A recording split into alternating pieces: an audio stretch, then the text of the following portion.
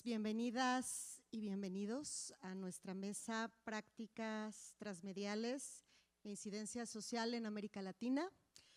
Y pues tenemos algunos invitados que están acá acompañándonos en línea. Moira, Narrativas en Tránsito, presenta Interfásica, foro. Tenemos a algunos invitados que nos van a acompañar en línea y otros que están por acá en vivo. Los voy a presentar a todos y a todas y arrancamos un poco la conversación. Bueno, primero tenemos a Denis Renaud, es un honor contar con él, de Brasil, bienvenido. Periodista, fotógrafo luso-brasileño, doctor en comunicación, docente de la licenciatura en periodismo y doctorado en comunicación de la UNESP de Brasil. Tenemos aquí a Diego Zavala, profesor investigador de la Escuela de Humanidades y Educación, que además coordina el subgrupo de investigación, comunicación, arte y cultura digital y coeditor de la revista Virtualis. Bienvenido, Diego. Tenemos a Patricio Donoso de Chile, que también está acá con nosotros en línea. Él es investigador del laboratorio de cronobiología ESONO del HCPA-UFRGS, muchas siglas, del Laboratorio Transdisciplinar de Prácticas Sociales de la Subjetividad de la UChile y del equipo Cuerpo y Movimiento de la Universidad Metropolitana de Ciencias de la Educación en Chile. Es educador, filósofo, investigador, diseñador, ejecutor y sistematizador de prácticas educativas en escuelas prioritarias, programas sociales, escuelas cárcel y barrios intervenidos por la policía desde el 2009, afiliado a universidades de Chile y Brasil. También es integrante del grupo de investigación Intemperie, del colaboratorio de intervenciones del colectivo de investigación política Vitrina Distópica y parte del equipo de coordinación de la cooperativa Saberes Autónomos Espacio Tierra, Territorios de Investigación Experimental, Rítmicos y Artísticos. Bienvenido, Patricio. No sé si ya llegó Itzel, creo que no. Bueno, la presentaré en cuanto llegue. Y bueno, está con nosotros también Alina Peña, de aquí de ITESO. Ella es miembro del Sistema Nacional de Investigadores, es doctora por la Universidad de Boston, especializada en guerra, memoria y subjetividad en la narrativa de la Revolución Mexicana. Realizó su investigación postdoctoral sobre arte y frontera en Tijuana, en el COLEF. Actualmente trabaja las tensiones en el cruce entre prácticas estéticas, política y acción social, enfocándose en biopolítica, memoria y subjetividad en contextos de violencia y migración. Es miembro de la red Hemispheric Encounters y de la red de estudios internacionales de la mirada, integrante del grupo de trabajo Intemperie y del laboratorio Artivismos. Pues bienvenida, Alina. Y pues bueno, arrancamos el debate, que la idea, bueno, como nos proponen en estas mesas, ¿no?, en Moira, pues es más como un diálogo, ¿no? Creo que es un tema muy interesante. Y pues en esta primera intervención me gustaría pues como que todos nuestros invitados nos pudieran como ofrecer como un panorama. Creo que puede ser algo más tanto desde su experiencia o como desde su óptica, ¿no? De algunas prácticas transmediales, expandidas, inmersivas de América Latina, ya sea desde una lógica pedagógica, periodística, artística o de cualquier otra índole, ¿no? Cosas que nos pudieran compartir como de experiencias o de prácticas que ustedes consideran relevantes, que nos pudieran compartir para que conozcamos, ¿no?, un poco como su experiencia y su mirada sobre este tema, ¿no? ¿Cuáles han sido sus estrategias para lograr incidencia social? ¿De qué manera las formas emergentes de exploración y experimentación medial y narrativa inciden en el diálogo con comunidades y colectivos? ¿Y de qué manera estas comunidades y colectivos han hecho uso de estas prácticas y dinámicas para expandir el alcance de sus discursos? Entonces, si quieren, arrancamos aquí a mi izquierda, porque hay que arrancar a la izquierda, con Alina. Bueno, ahí tienes tú.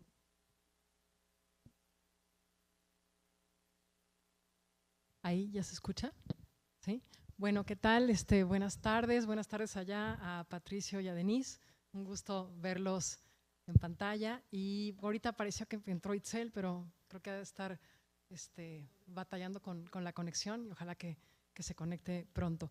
Bueno, muchísimas gracias, Afra, por hacer estas como salidas tan provocativas, ¿no? Para pensar un poco la relación entre arte e incidencia, que es un poco más como desde donde yo puedo participar esta tarde.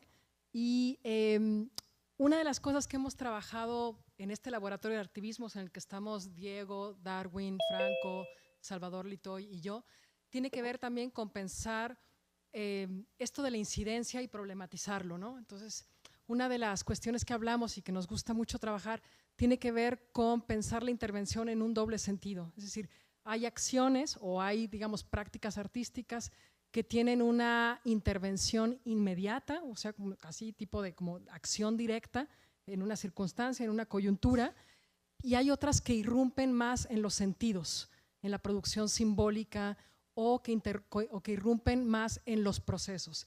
Y creo que de esas es de las que a mí me gustaría más bien hablar. No porque las otras sean menos importantes ni nada, sino porque me parece que a veces cuando hablamos de la relación entre arte, intervención y política, pensamos mucho, y creo que ahí podemos tener una muy buena conversación, como que le endilgamos, le colgamos milagritos a las prácticas artísticas como salvadoras, como benefactoras, como producción del cambio social, etcétera.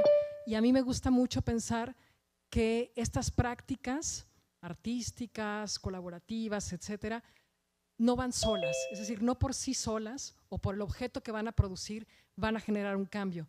Y ahí cuando estamos pensando en el laboratorio, uno de los ejes que nos interesa, ahí está Itzel, hola, uno de los ejes que nos interesa pensar más bien tiene que ver con qué se produce en la práctica colaborativa que está inclusive a veces al margen del circuito del arte, ya sea el circuito cinematográfico o el circuito del documental, y que suceden más en los procesos y en las metodologías, ¿no? Y creo que hacia allá es a donde nos gusta pensar proyectos como Sangre de mi sangre, inclusive algunos proyectos que trabajan técnicas rudas, de los que ya hablará Itzel en su participación, pero que tiene que ver con generar otras formas de relacionarnos, ¿no? Y creo que ahí es donde estoy, como que ya sonó más fuerte.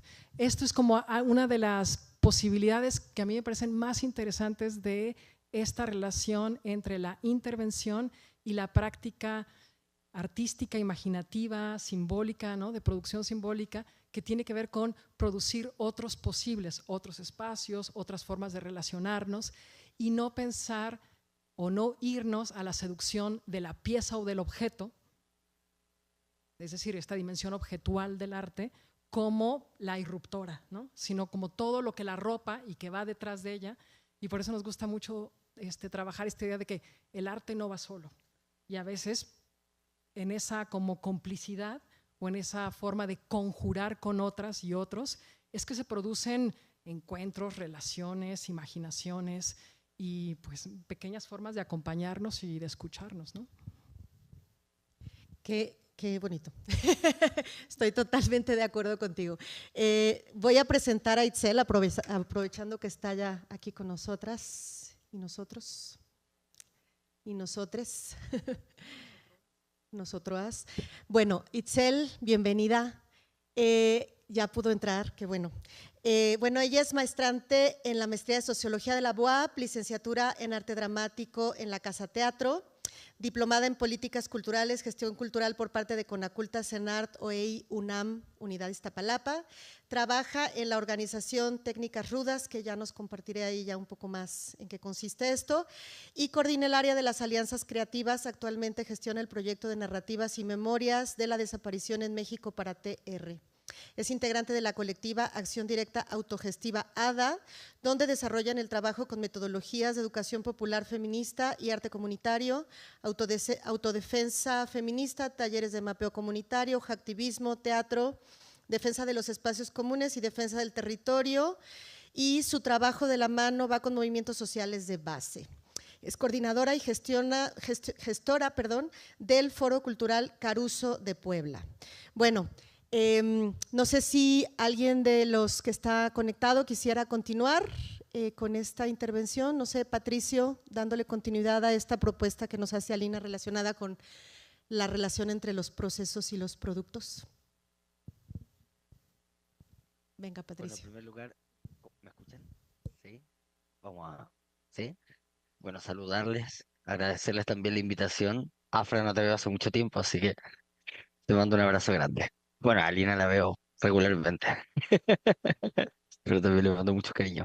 Sí, me parece, bueno, estamos un poco en la misma sintonía con Alina. Yo efectivamente no vengo del área de las comunicaciones, ni tampoco vengo del área de las artes, sino que vengo del área más bien de la intervención sociocomunitaria y de las prácticas educativas en contextos de violencias. Entonces, principalmente todo lo que ha sido en relación con transmedialidad ha sido en función un poco de la tarea de cruzar las violencias, de activar y de desactivar también lo que las violencias producen, y de poder experimentar otras formas de convivencia en contextos altamente saturados por jerarquizaciones, apabullamientos, ¿no? Violencia en todas sus expresiones.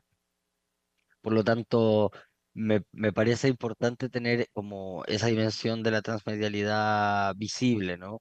Que es un poco también lo que decía Alina, o sea, la dimensión que tiene la transmedialidad de recrear condiciones de convivencia y de interacción entre los grupos.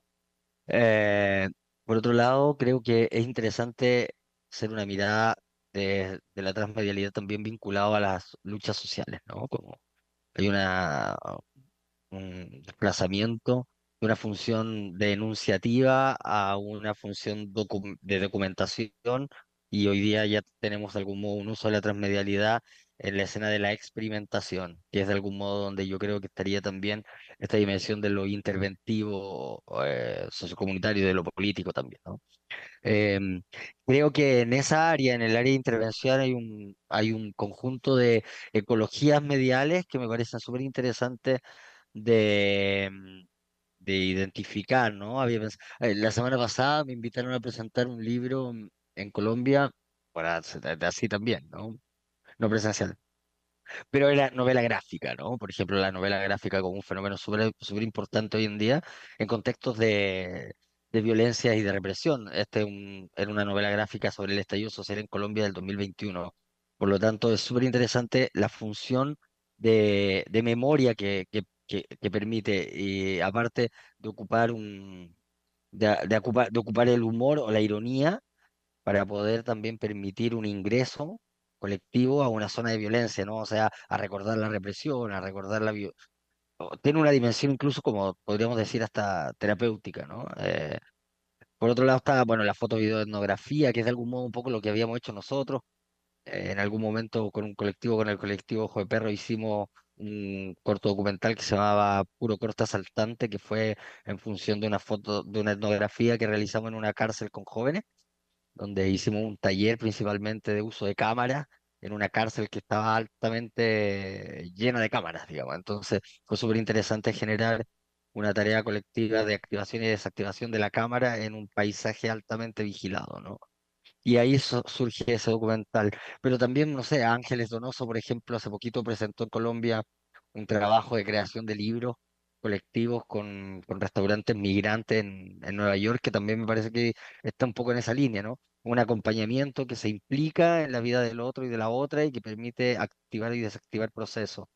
Em, Tal cine comunitario, ahí también, bueno, yo creo que hay un colectivo que es bien, muy interesante, se lo pueden googlear, es chileno, se llama Casa Limbo Cine. Ellos están actualmente también trabajando en la cooperativa, han hecho procesos sumamente interesantes de creación. Bueno, está también en México, ¿no? La Lilian Paola Valle, que yo creo que tiene un trabajo de creación medial también en contextos de violencia hoy en día, explorando también las potencias comunitarias de la creación colectiva. Bueno, el stop motion también es una escena que hoy en día también se está usando mucho, para... tenemos ahí alguna experiencia en la cooperativa. Bueno, el video arte performance, la pintura con tierras también. Hace poco acá hay un proceso. Yo estoy viviendo en Brasil, entonces pues, estuvimos antes de ayer en unas comunidades guaraní, donde hay procesos de intervención sumamente importantes también de reconstrucción del tejido o de la memoria a partir del tejido, que después se convierten en intervenciones de arte performance. junto con las comunidades en escuelas. Entonces, solamente como quisiera decir que hay un conjunto de prácticas transmediales que de algún modo están reinventando la experiencia de lo común. Y me parece que si pudiéramos pensar la transmedialidad ligada a lo interventivo, creo que la potencia de la transmedialidad está en eso, ¿no? En la capacidad que tiene de integrar modos de producción distintos en un ejercicio colectivo de narración y de imaginación.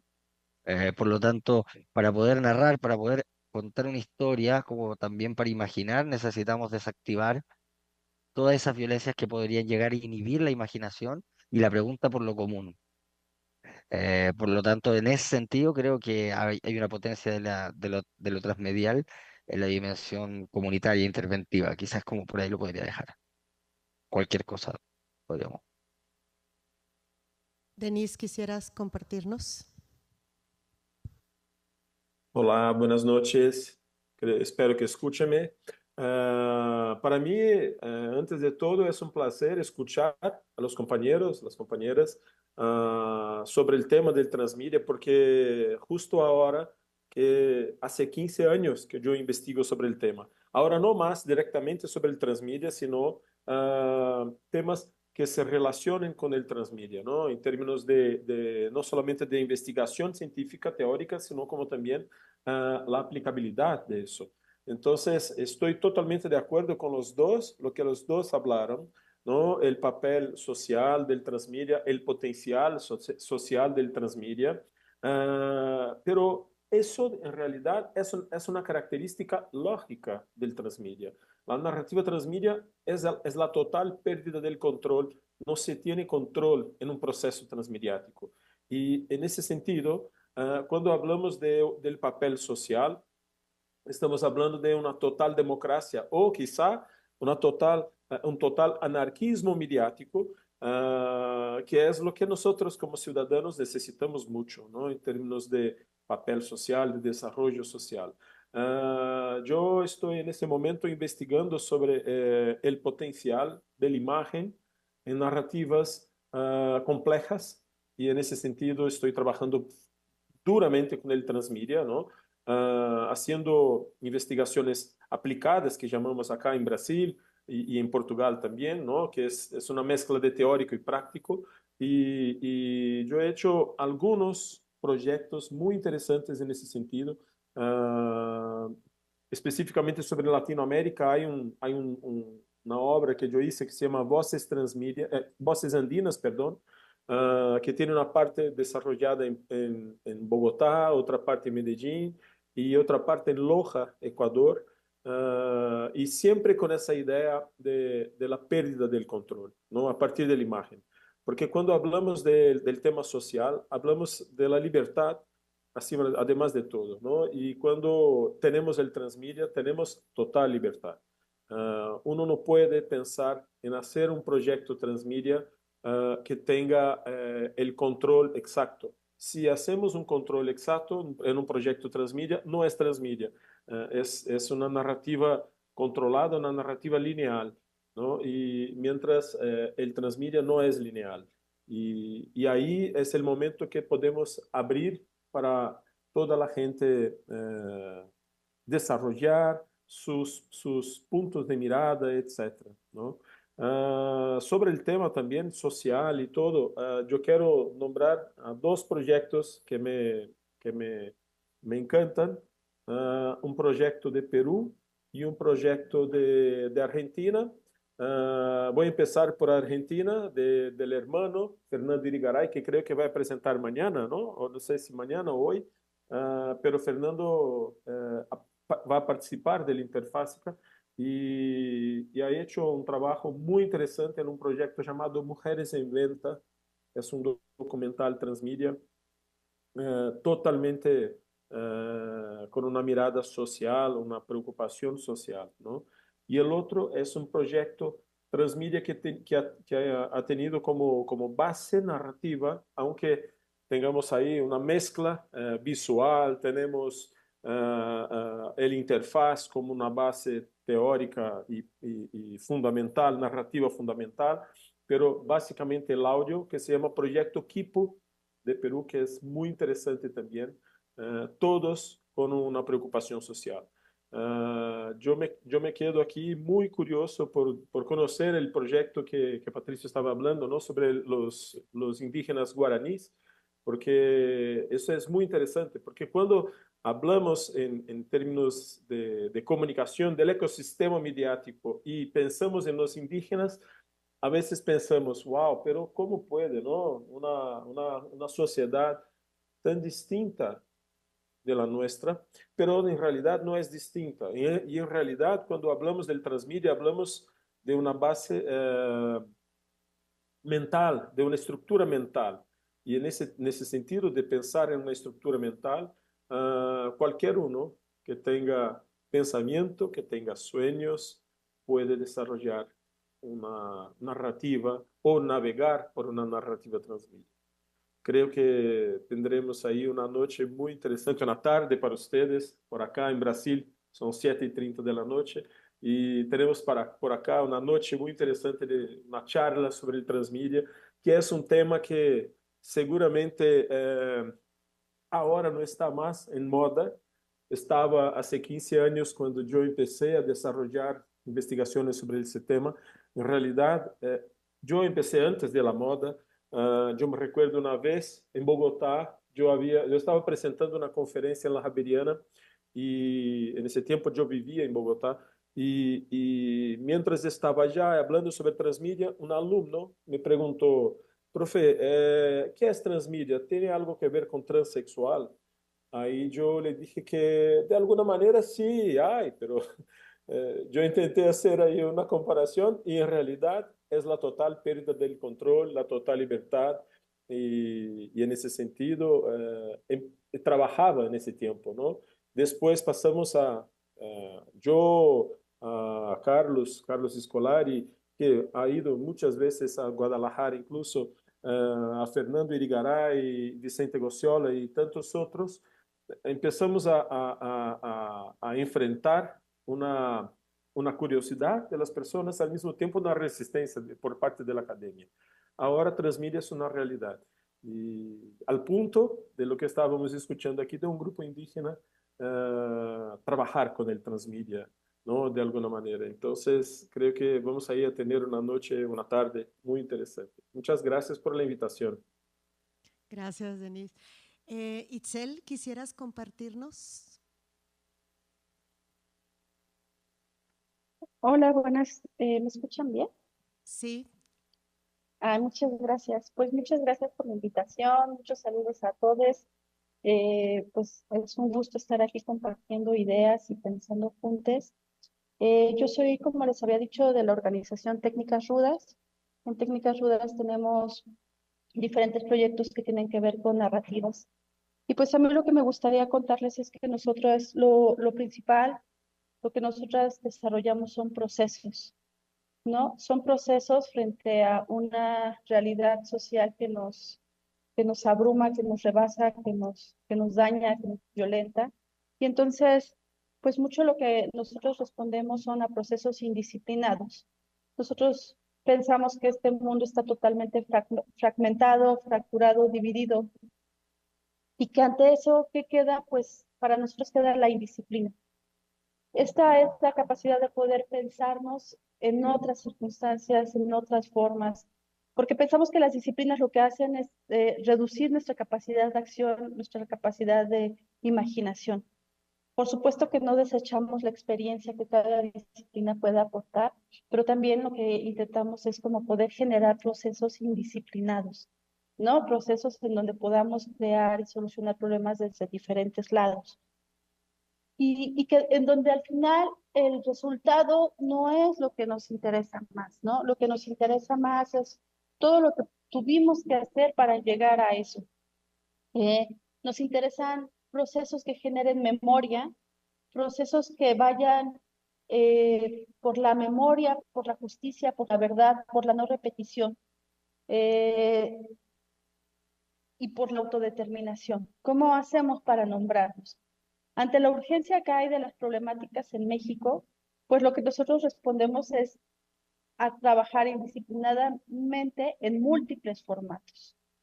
en múltiples formas. Entonces, les podría contar, bueno, ya he tenido la oportunidad de presentar el proyecto Narrativas y Memorias de la Desaparición en México, allá en el ITESO, que tiene que ver con colaborar, con articularnos con colectivos de búsqueda de personas.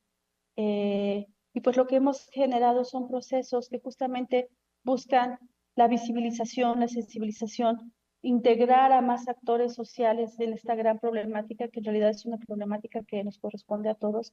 Y ante esta urgencia de hacer un megáfono de la voz de los colectivos, pues lo que hemos hecho es diferentes materiales audiovisuales, nos hemos inventado encuentros, nos hemos inventado instalaciones en la calle, tomar, como no hay un límite más que nuestra propia imaginación para poder socializar este problema. Todos los contenidos que nosotros generamos también los relacionamos con la tecnología. Se nos hace que es bien importante poder también cuestionar qué tipo de comunicación estamos desarrollando, pero también qué tipo de plataformas estamos usando. Se nos hace muy importante poder ahí cuestionar las plataformas que se usan. Ahora mismo podría cuestionar como que no podía entrar acá porque no cuento con una cuenta Zoom, siendo que hay tantas plataformas libres, ¿no? Entonces, como abrirnos a la posibilidad de estas otras cosas que existen, de estas otras plataformas éticas que existen y que para la tecnología, para la transmedia, es tan importante no abandonar, ¿no? Y en donde también entran diferentes cuestionamientos. El asunto de la incidencia,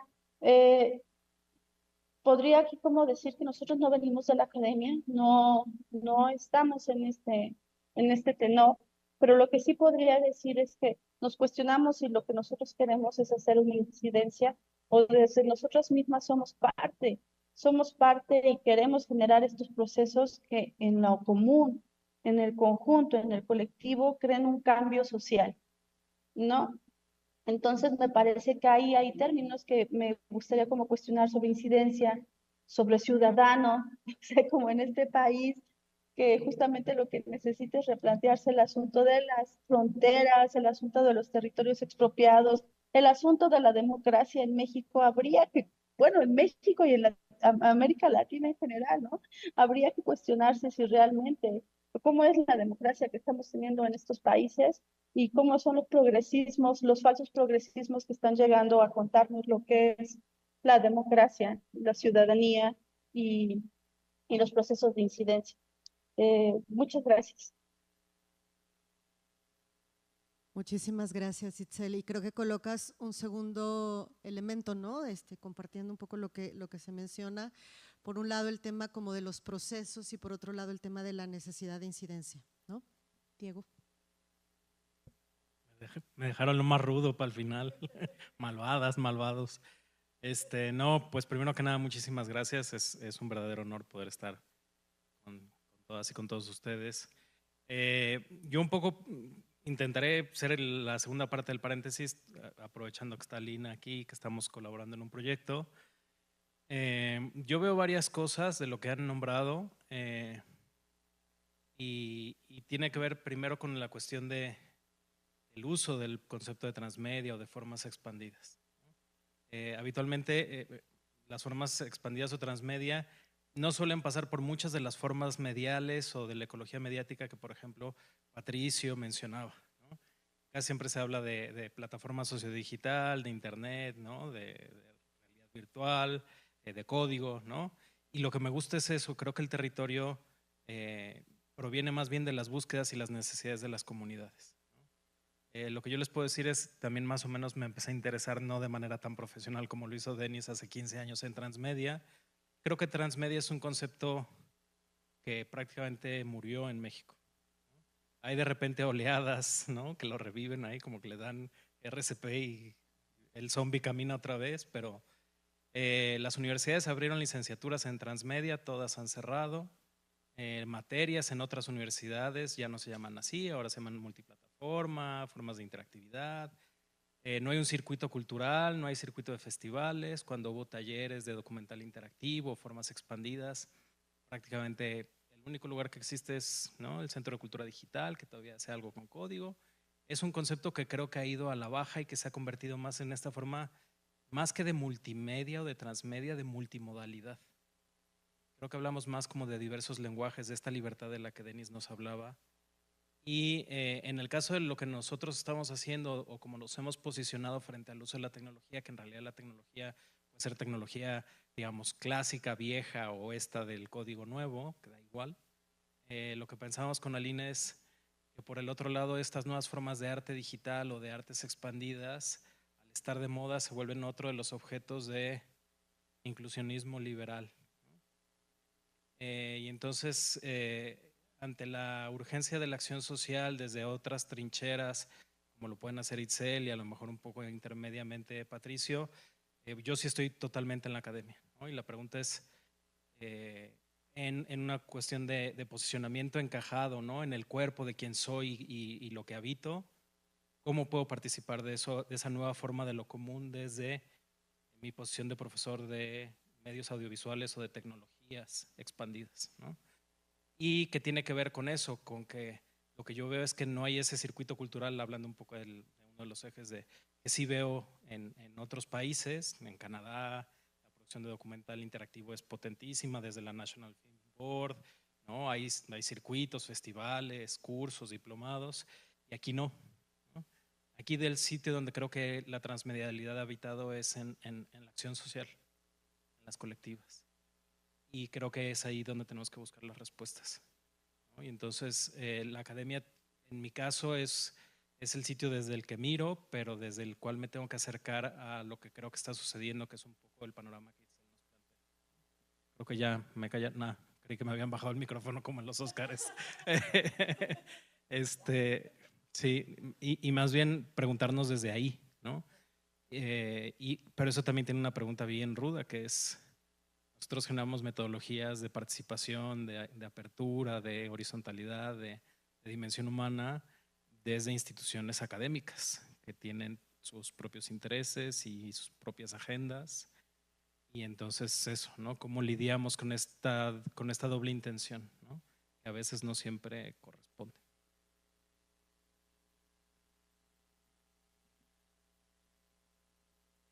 Muchas gracias, Diego. Y yo creo que partiendo un poco pues de esta tensión también, ¿no? Que creo que colocas una nueva más de las que yo había imaginado para el debate. Creo que sería interesante que nos compartieran, ya que estamos aquí también, un poco como la reflexión, por un lado como compartir experiencias concretas, ¿no? Creo que sería interesante como que pudieran compartir desde su experiencia o desde experiencias que reconocen como significativas o paradigmáticas en América Latina, y sobre todo, y bueno, tratar como de imaginar si desde estas experiencias y prácticas que se están dando en nuestro continente existe, ya sea desde la academia o desde la práctica, algún tipo de propuesta, algún tipo de características que, digamos, América Latina está colocando en este debate, a lo mejor ya old fashion, pero me parece muy necesario, porque aunque, digamos, aunque el nombre puede estar de modé y la misma línea de investigación pueda estarlo, creo que la práctica está al alza. Entonces, creo que es un debate que tenemos que dar justo por estas tensiones del activismo, del arte, creo que es otro campo también en tensión, el arte, el activismo, la academia y la incidencia, ¿no? Entonces, sí me gustaría, pues eso, como que nos pudieran compartir como experiencias concretas y que sobre esas experiencias pudiéramos reflexionar como qué aportes estamos haciendo desde América Latina. ¿Quieres empezar otra vez? Hacemos la ronda ya en ese mismo sentido. Ok. Va. A ver, ahorita que los estaba escuchando a todas, se me vino a la mente un proyecto, bueno, dos proyectos, uno en el que estamos Diego y yo, y otro más reciente de una compañía de teatro que no es compañía y casi tampoco hace teatro, que se llama Teatro Línea de Sombra. Una de las cuestiones ahorita que estaba pensando, Diego, sobre cómo lo digital puede ser una brecha excluyente, ¿no? Y el lugar, son dos cosas. Una tiene que ver con eso y la otra tendría que ver con los procesos que nos toca jugar desde la academia. Yo soy muy, muy crítica al campo académico y a la neoliberalización del campo académico, pero un poco como decía, creo que Benjamin, creo que todavía hay trincheras que defender, ¿no? En la academia y en los procesos de formación, de investigación, ¿no? Y un poco sabiendo que uno juega desde allí, ¿no? Entonces quiero compartir una experiencia muy, muy concreta que nos pasó en Morelia.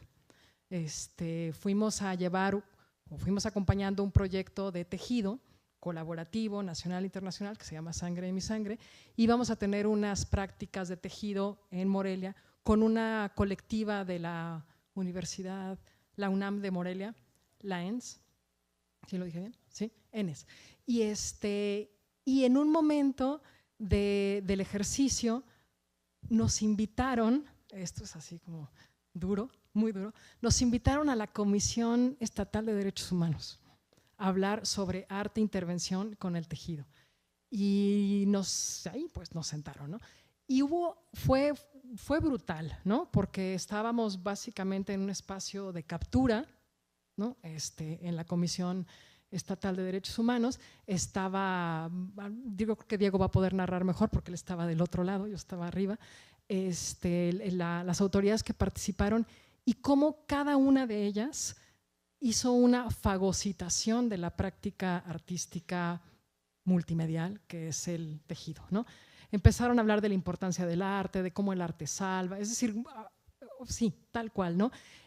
Una instrumentalización de tal manera que negaban el conflicto. Entonces hubo un momento que hubo que sacar una banderita roja y decirle, señor, usted y yo y la señora buscadora, ninguno de los tres estamos en el mismo lado y tenemos que mantener esa tensión, si no, no vamos a poder discutir, porque si usted fagocita esto, se acabó la discusión, ¿no?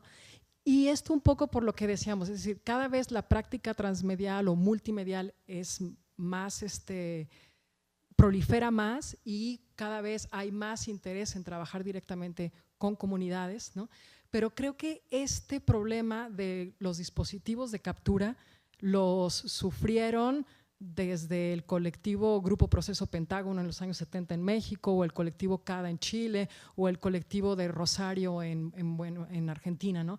Es decir, esta captura de las grandes instituciones y de alguna forma el discurso de los consensos frente al conflicto, ¿no? Entonces creo que sea la medialidad que se utilice y el lenguaje que se utilice, si no somos capaces de sostener el conflicto como un lugar de potencia creativa, entonces no va a tener ninguna, es decir, como lo que quiero decir es como que la técnica no nos va a salvar de nada, sea transmedial, sea lineal, sea narrativa, guatatá, ¿no? Entonces eso es una cuestión. La otra que les quería platicar brevemente es un proyecto de Teatro Línea de Sombra que además también colabora con nosotras con lo de El Amuleto, que es un proyecto que tenemos también con Itzel. Es una cosa que es como un dispositivo escénico, porque no sé muy bien cómo explicarlo, que se llama Fragmentos de Verdad. Y es un dispositivo tal que se presta a la improvisación. Entonces está un dispositivo escénico muy, muy básico, donde invitan a los periodistas a hablar. Y lo que empieza a suceder es que, por supuesto, hay video, hay música, hay cuerpo, hay audio, es decir, todo lo que ustedes quieran de la diversidad multimedial, pero lo que queda en el fondo de potencia es generar espacios de escucha.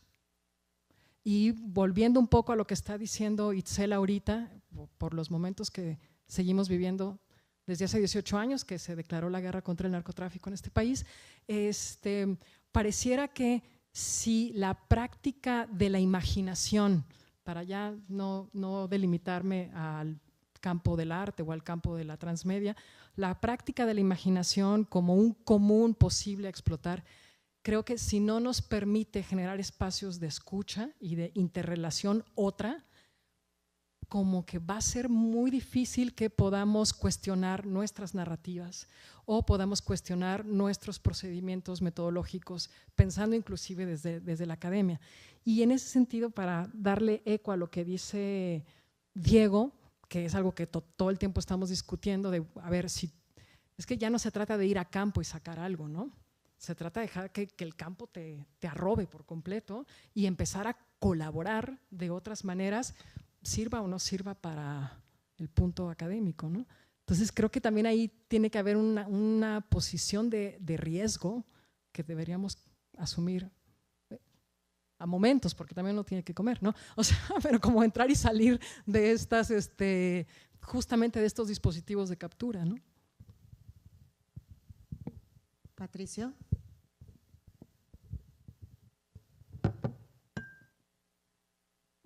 Sí, yo creo, a ver, hay distintos niveles o profundidades en el uso de la transmedialidad de algún modo, en las experiencias que podría como relatar.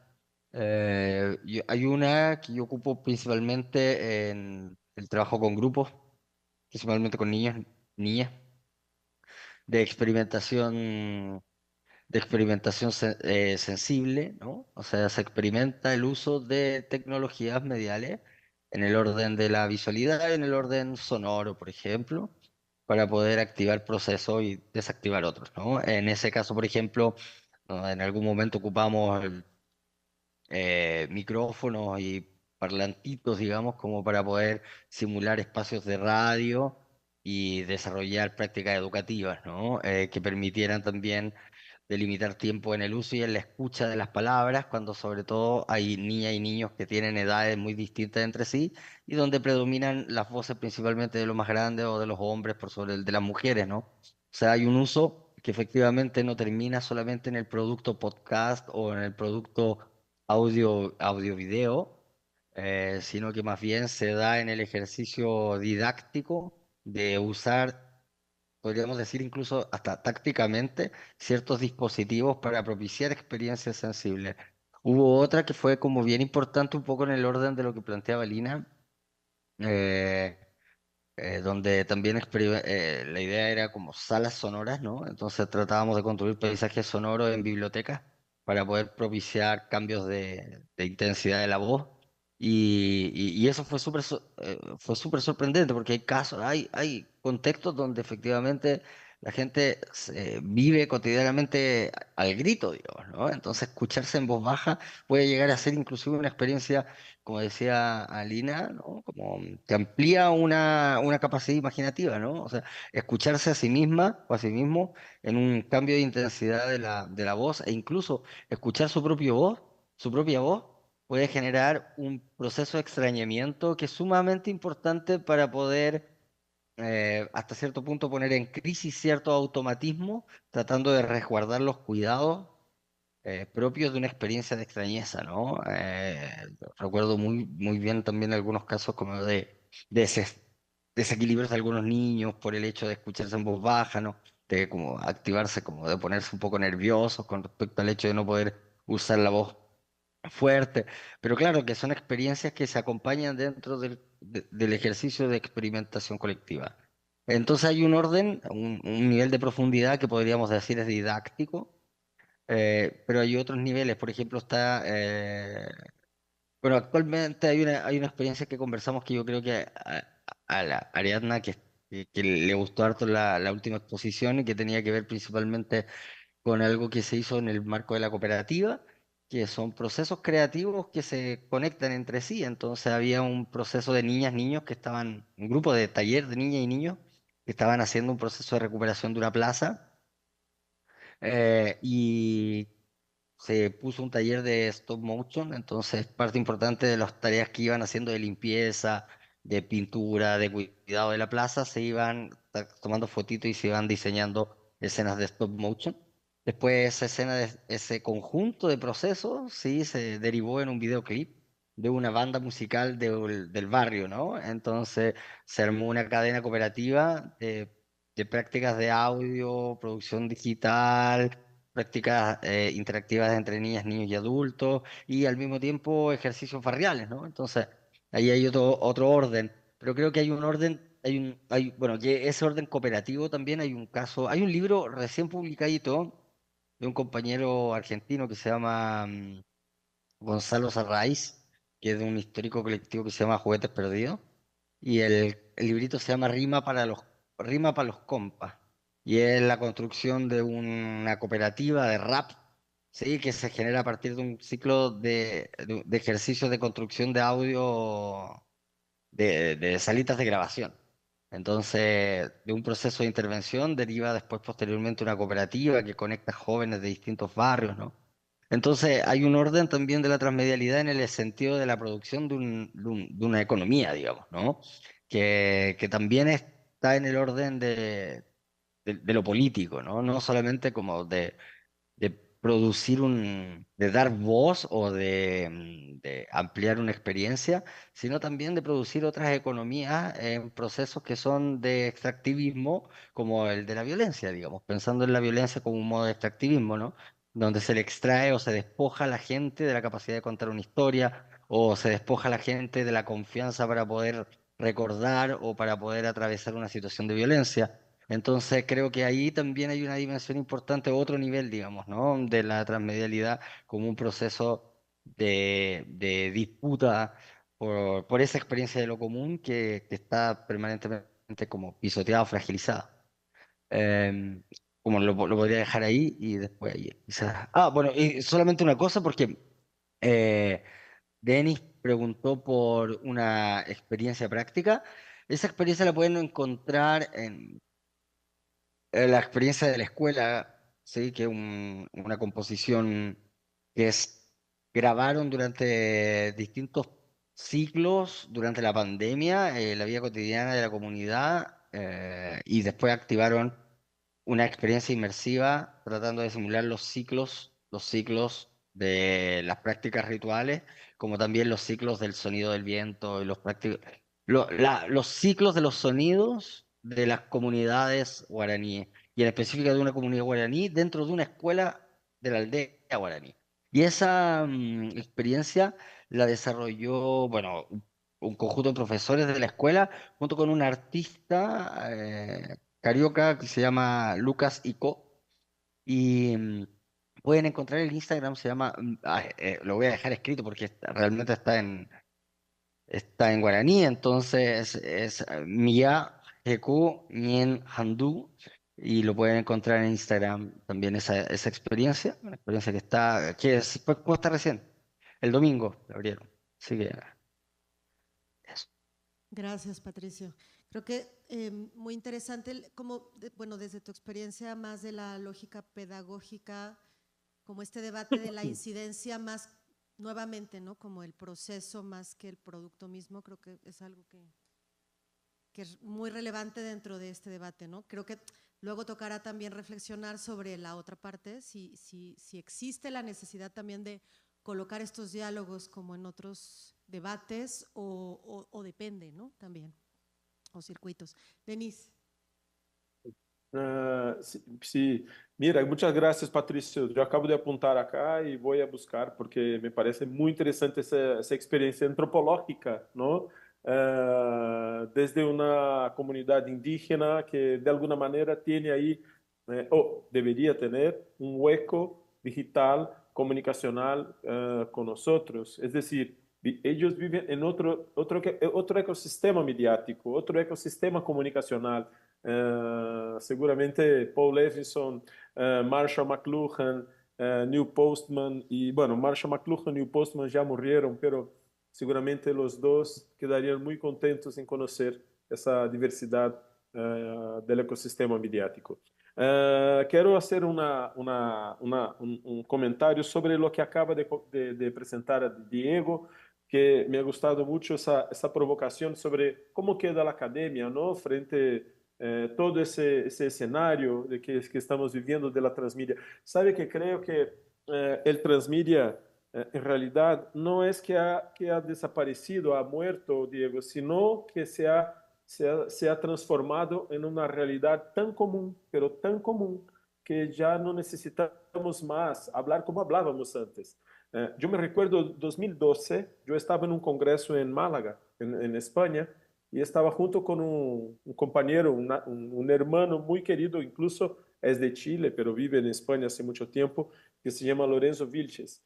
Y estábamos hablando, Lorenzo y yo, mientras toda la gente presentaba, y todo era transmedia. ¿no? Una persona, tengo unas fotografías hechas en la calle de Madrid y esto es un proyecto transmedia. Otro, acabo de hacer un huevo, un huevo revuelto y ahora es transmedia. Y ahí yo dije, Diego o Lorenzo, qué raro, ¿no? Ahora todo es transmedia. Y él me dijo, en el día que todo es transmedia, nada es transmedia. Lo que quería decir él es que todo quedaría normal. Entonces, creo que es eso que estamos viviendo. Sabes que yo trabajo en esa universidad hace 11 años. Desde que volví a Brasil, yo vivía en Bogotá en ese tiempo, trabajaba en la Universidad del Rosario, en Bogotá, y, y volví a Brasil y empecé a trabajar en la UNESP, después de hacer un concurso y tal, un concurso público, ¿no? Acá es una universidad pública. Y cuando llegué, desde que llegué, jamás mis alumnos han tenido clases de narrativa transmedia, de periodismo transmedia, que es la carrera que yo trabajo es periodismo, yo coordino incluso la carrera de periodismo. Jamás han tenido clases de periodismo transmedia o narrativa transmedia. Yo trabajo con transmedia en el doctorado, en la maestría, pero no en el pregrado. Y, y justamente en los primeros años nadie trabajaba con la idea de presentar un trabajo final de la carrera de grado dentro del concepto del transmedia. Hoy, a cada 10, te lo juro, 7 son transmediales. A cada 10 trabajos finales de carrera, 7 son transmediales. Yo en ese momento estoy coordinando, ¿no? Dirigiendo, ¿no? 3 trabajos con alumnos que jamás han tenido clases sobre transmedia. ¿Por qué? Porque para ellos eso ya es una realidad. Ellos son de otra generación, ellos son de de otro ecosistema comunicacional y todo es transmedia para ellos. Y por supuesto, si todo es transmedia, nada es transmedia. Entonces creo que ahí está el punto, ¿no? Nosotros, más viejitos, yo que soy lo más viejo, seguramente de todos nosotros aquí, no, pero nosotros más viejitos hemos tenido que acostumbrarnos, que descubrir qué era el transmedia. Ahora los jóvenes no, ellos ya nacieron eso, en ese mundo. Yo tengo una hija de 14 años. Mi hija de 14 años no mira la tele de mi casa. Incluso yo estaba en Portugal hasta mayo del año pasado y volví este año para Brasil, ¿no? Quedé un tiempo allá y volví a Brasil hace un año. Y cuando volvimos a Brasil, hemos decidido no poner televisión en la casa. Tiene el equipo, ¿sí? La pantalla y tal, pero solo tenemos ahí Netflix, esas cosas todas, ¿no? Amazon Prime, etcétera. Todos los primes que podemos tener ahí, ponemos. Hace 3 semanas mi hija me preguntó, papá, ¿cómo hace para mirar la tele de mi casa? Mira, 1 año y medio después, y mi hija no sabía que no teníamos tele en la casa, porque es otra realidad, es otro ecosistema. Entonces creo que ahí está el punto. Nosotros no vamos más a trabajar con el transmedia como nombre, sino como una filosofía, una base comunicacional. Ha sido en 2018, 6 años. Hace 6 años tuvimos en Bogotá, en Bogotá, no, perdón, en Rosario, tuvimos un encuentro de la Cátedra Latinoamericana de Narrativa Transmedia, que es dirigida a la dirección administrativa de Fernando Irigaray. Yo soy el director académico de la cátedra. Y tuvimos una reunión muy interesante con varios investigadores. Y en esa reunión estaba Carlos Scolari. Y había una semana que Carlos había publicado en su blog Hipermediaciones un texto muy interesante, ¿no? Que tenía, el título era en inglés, pero Transmedia ha muerto. Vida larga al transmedia. Y eso en 2018. Y ahí tuvimos un debate muy fuerte, casi una pelea entre todos, sobre la idea, ¿cómo está muerto el transmedia? ¿Está loco? Y ahí Carlos, no, porque está muerto, todo es transmedia, no sé qué. Ahí yo le dije, en 2018, no es que está muerto, es que ahora para nosotros es una realidad. Entonces vamos a pasar a convivir con el concepto del transmedia por debajo de otras cosas. Por ejemplo, la narrativa compleja, por ejemplo, las nuevas narrativas multimediales, mis investigaciones en ese momento, cómo construir, cómo producir narrativas fotográficas a partir del concepto del transmedia. Es decir, es otra realidad, ¿no? Entonces creo que ahí está el punto. Nosotros tenemos que aprender, que comprender que no es que ha muerto, sino se ha transformado en la base de todo. Yo me voy a México ahora, en diciembre, 4 de México, hasta el 14 de 4 de diciembre hasta el 14 de diciembre estoy en DF. Yo me quedaré en la Ciudad de México. Y me voy al concierto de Maná el día 6 de diciembre. ¿Cómo descubrí el concierto? Ya compramos los tiquetes, está aquí en mi teléfono. ¿Cómo descubrí? Desde una realidad transmedial. Yo lo sigo en Instagram y fui a mirar cosas que estaban fuera del Instagram. Es decir, yo me quedé unos 15 minutos perdido y encontré el concierto de Maná en la Ciudad de México. Y estoy hablando de un grupo de personas más viejas que yo, incluso, porque Fer es más viejo que yo, ¿no? Entonces, esa gente está trabajando con la base, porque está hablando con los jóvenes. Entonces, creo que ahí está el punto que tenemos que tener en cuenta. Por eso los indígenas están trabajando con la idea del transmedia, los sociales están trabajando con la idea del transmedia, los políticos corruptos de Brasil, ¿no? El Bolsonaro, trabaja con la idea transmedial y así seguimos. Entonces, tenemos que descubrir qué viene después, porque la transmedia es una base, es una realidad y que no podemos regresar más de ella. Gracias, Denise. Y yo creo que también colocas un escenario en el que, bueno, si todo es transmedia y nada es transmedia, porque ya estamos en esa normalidad, no sé, de pronto me viene a la cabeza la posibilidad de cómo a lo mejor desde la academia, los boletos de Maná, cómo desde la academia o desde la práctica y el activismo, el artivismo, a lo mejor nos toca crear otros conceptos, ¿no? Y a lo mejor justamente por este ejercicio de fagocitación de un montón de propuestas que han surgido desde lugares como más de la práctica artística alternativa o desde el activismo, pero esto también ha creado un ecosistema, pues, y una conversación donde nosotros estamos insertos muy compleja, ¿no? Entonces creo que a lo mejor nos tocará empezar a pensar otro tipo de conceptos, ¿no? Más relacionados con las características específicas, como de esas prácticas que estamos apostando, que no son solo transmedia, sino son colaborativas, comunitarias, hackeos al sistema, etcétera. No sé, se me ocurre por ahora eso. Itzel, no sé si quisieras compartir un poco más sobre tus experiencias prácticas, creo que son súper interesantes y bueno, abonan también creo que justo a este debate de, pues, como de esa otra transmedia, ¿no? Que no es necesariamente esta conversación como totalitaria, podríamos decir, ¿no? De la transmedia. Muchas gracias. La verdad me siento un poco como fuera de contexto, pero intuyo que quizás sea interesante que les cuente esta experiencia, a la cual también les pediría mucha paciencia, porque me cuesta trabajo contarla justamente por lo que estamos haciendo. Nosotros en Técnicas Rudas nos dividimos en diferentes áreas. Una es el área de alianzas creativas, que es donde nosotros estamos, que coordino, que tiene que ver con la creación de narrativas. Y otra es el área de seguridad digital, cuidados digitales, todo lo que tiene que ver con tecnología.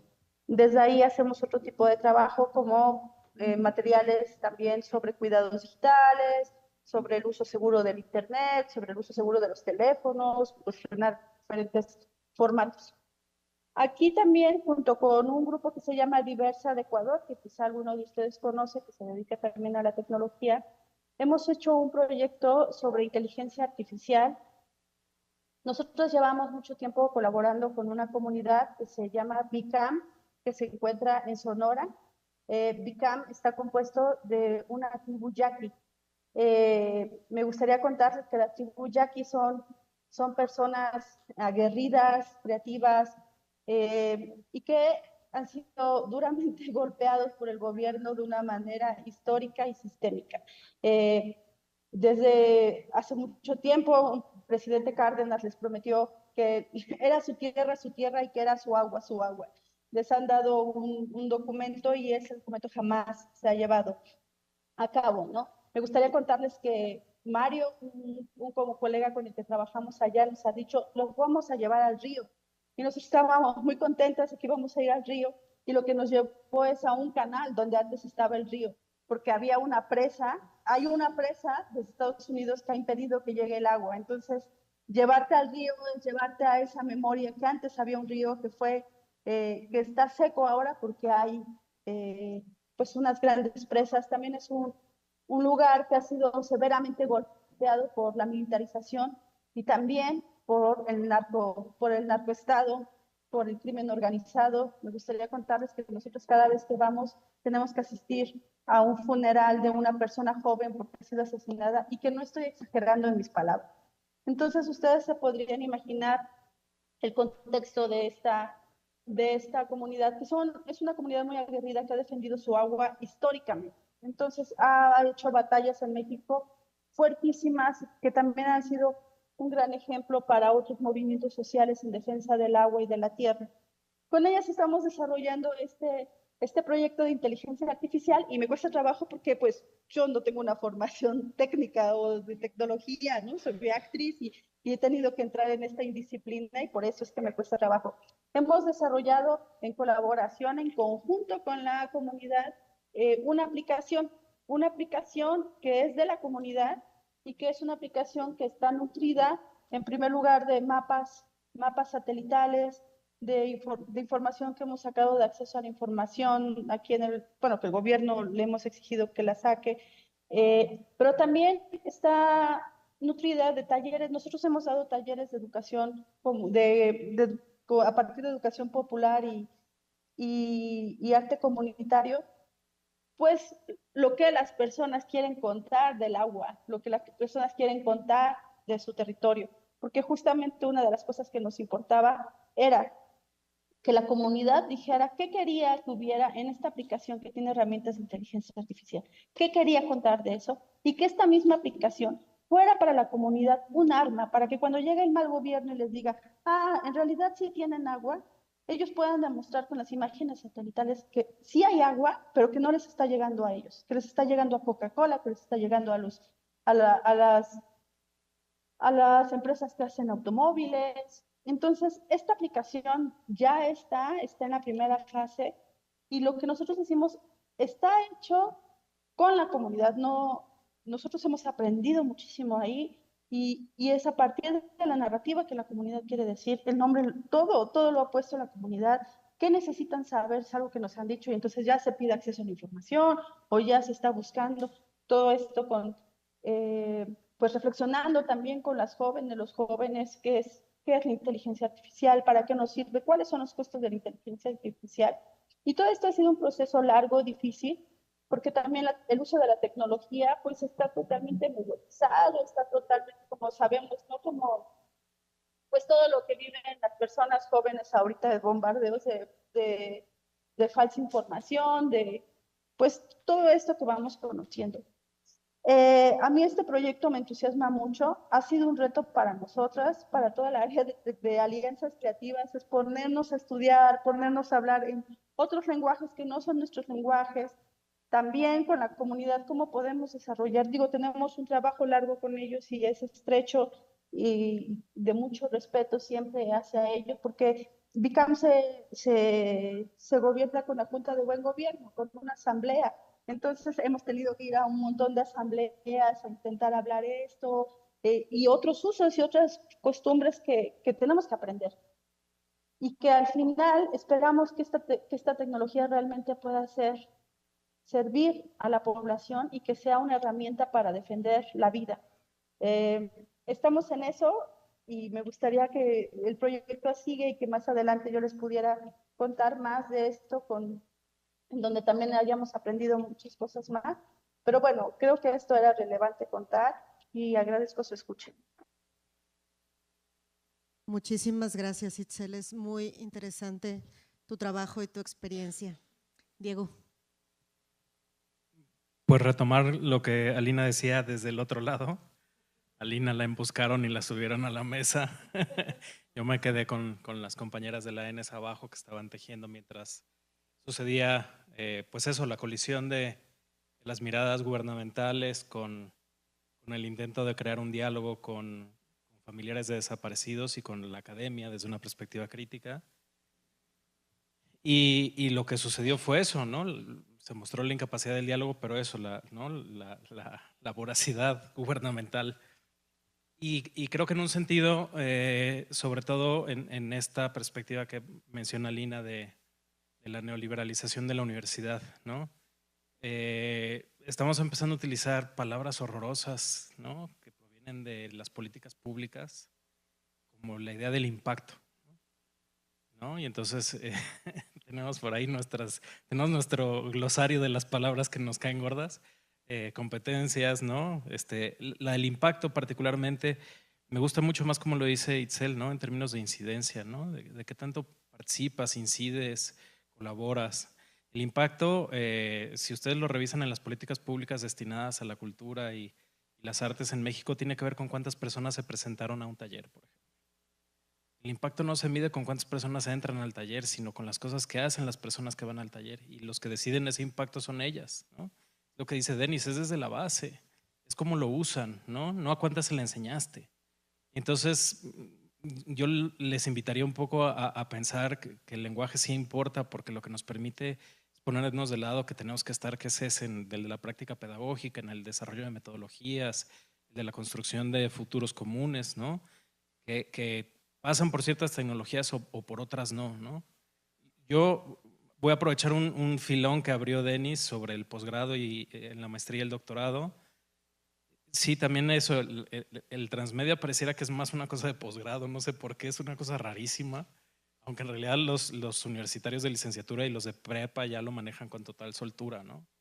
En el tecnológico donde trabajo hay una maestría en humanidades digitales y me gustaría abrir esto como una cuestión para que vean como la urgencia del tema. Pues hay una falta de personas que tengan habilidades digitales. Entonces, sobre todo en el gobierno, por ejemplo. O la gente quiere tener una maestría o una certificación en ciberseguridad o en humanidades digitales porque pueden ser la persona que se encargaba de hacer los pósters en la Secretaría de Cultura y ahora le encargaron la página web y no sabe cómo usarla. Entonces, es decir, las competencias digitales se están volviendo una necesidad en prácticamente todas las oficinas gubernamentales y en prácticamente todas las compañías. Por supuesto que va a ser un espacio de fricción y por supuesto que va a ser un espacio de fagocitación o de intervención de lo público y del arte, ¿no? Es decir, hay una gran urgencia por las instituciones de que la gente tenga habilidades sociodigitales, ¿no? La pregunta es cómo las generamos y cómo las generamos con justicia, con equidad, con participación, ¿no? Desde la colaboración. Muchos de los proyectos que a mí me tocó los 2 años que estuve dando clases en esa maestría, pues eran proyectos sobre todo de patrimonio vinculados con museos de comunidades originarias. Me recuerdo uno que estaban tratando de hacer una base de datos de todos los objetos prehispánicos del Estado de México.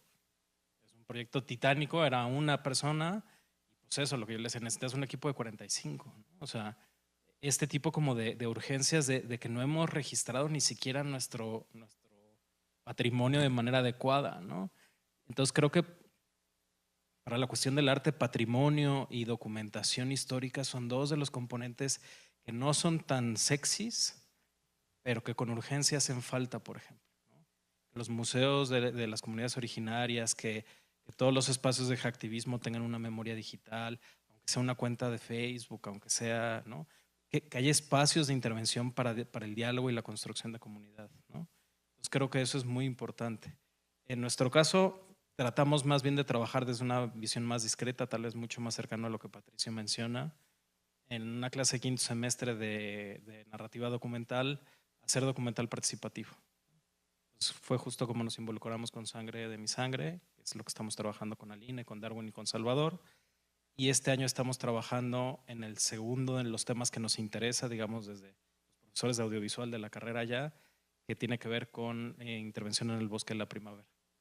Es como ir estableciendo cuáles son tus nodos o los hitos donde quieres participar y que se vuelvan participaciones constantes y no estar fumando colectivas sin filtro, ¿no? Sino no estar saltando de una a otra, sino decir, oye, si ya me voy a involucrar, que sean las perspectivas que me interesan, en las comunidades donde creo que puedo, ¿no?, participar, donde creo que hace sentido que mis alumnas y mis alumnos se involucren y que en realidad es una relación constante y que no dependa de lo que la universidad necesita de mí, sino lo que yo creo que debo de enseñar a mis alumnos. Y entonces que ese se vuelve el circuito de comunidades de las que yo participo, ¿no? No tratar de hacer más ni menos, sino que yo tengo capacidad para tener 2 intervenciones al año. Una con una perspectiva de cambio climático y una de perspectiva de violencia y justicia, ¿no?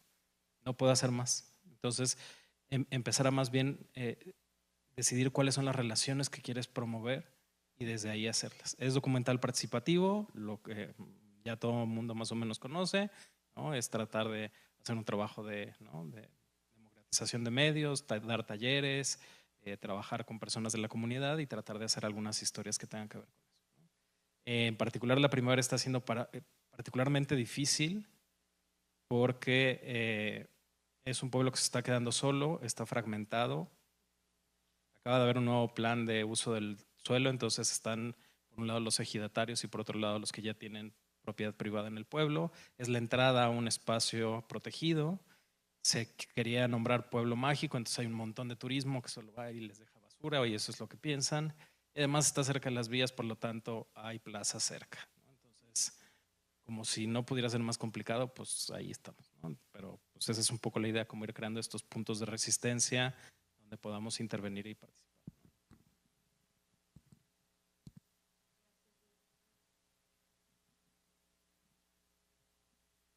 Bueno, ahí estoy. Gracias, Diego.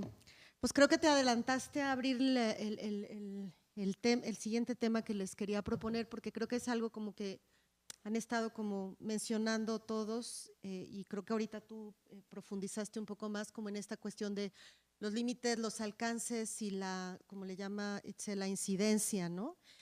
Que tiene que ver un poco como estas tensiones en las que nos encontramos permanentemente, ¿no?, en un ecosistema de un diálogo donde en muchos sentidos no tenemos la sartén por el mango, no nos pertenecen, como dice Itzel misma, las plataformas, ¿no?, donde estamos creando a veces las redes sociales, donde estamos tratando de incidir en la conversación o llegar a otras personas.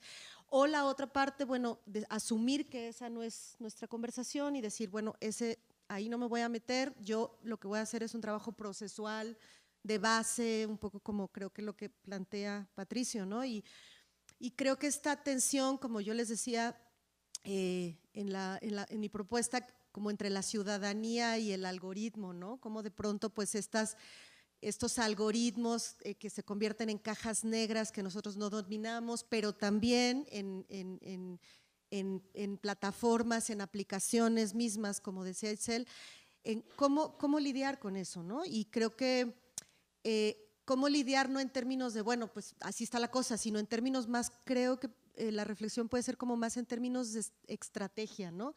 De aliados, de alianzas, de esta relación justamente con redes que pueden poner como en la conversación más amplia ciertas cosas que nosotros queremos colocar para modificar imaginarios, para transformar conversaciones, o incluso con la academia misma, ¿no? Redes y alianzas, bueno, yo misma, ¿no? Para poder seguir haciendo documental participativo, pues mi estrategia pues es estar en esta relación con la academia para poder seguir trabajando en comunidades indígenas, etcétera, ¿no? Entonces, como en esta clave de estrategias y de límites que tú también lo planteaste, a lo mejor creo que esa sería el otro nivel, como de asumir alcances.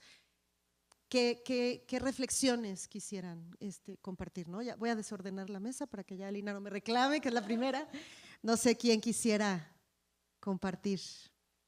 A mí me gustaría incluso porque creo que puedo hablar de un tema que tiene una relación que los dos últimos, que tú y Diego hablaron ahora del documental participativo, ¿no? Eh, yo hablaba antes del tema de que el transmedia se ha transformado en algo común, ¿no? Y común, y por eso nosotros ya no hablamos tanto más en el tema directamente. Eso tiene que ver con el documental interactivo, el documental participativo, el documental expandido, que los dos hablaron. Yo en 2005, es decir, hace 19 años, yo empecé mi doctorado. Mi doctorado era sobre documental interactivo. Yo tenía como una propuesta en 2005 que tenía una hipótesis de que una mezcla del concepto de montaje audiovisual y el concepto de hipertexto de George Landon, teníamos como pensar en un documental interactivo, ¿sí? Conceptual, era algo conceptual.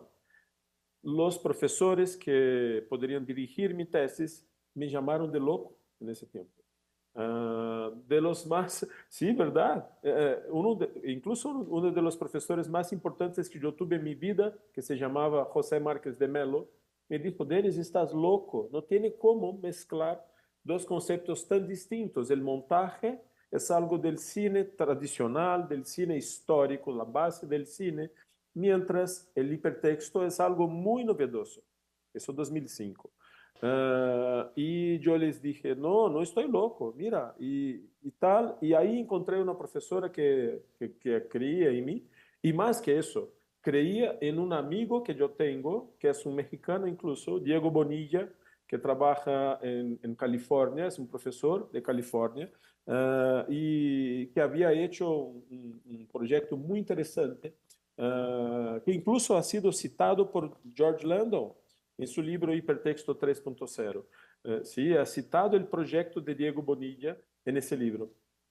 Y ahí seguí con el concepto, la idea del documental interactivo, pero antes de existir YouTube, antes de existir todas esas cosas que tenemos hoy, ¿no? HTML5, etcétera, etcétera. El propio concepto del transmedia no existía en ese tiempo. Hoy es la cosa más común que tenemos ahí, es pensar en documentales expandidos o expansibles, que es lo que me gusta llamar, que porque si es expandido tenemos que expandirlo. Entonces mi panza es expandida porque no tengo que hacer más. Ahora, si puedo decidir si quedo expandida mi panza o no, mi barriga o no, entonces eso es interactivo, ¿no? Es decir, tengo la decisión, el poder de la decisión. Eso es lo mismo que estamos viviendo ahora con la idea del transmedia. Y creo que lo que tenemos en la academia que hacer es buscar mismo herramientas, o mejor, herramientas, no, aplicaciones que utilizan el concepto del transmedia o el concepto de expansión, el concepto de navegabilidad, el concepto de ampliación de eso. Curiosamente hoy, a las 6 de la tarde de Brasil, como 3 de la tarde de México, yo hablaba con mi hija de 14 años. Y hablábamos, no, antes, 5 de la tarde aquí, 2 de la tarde en México.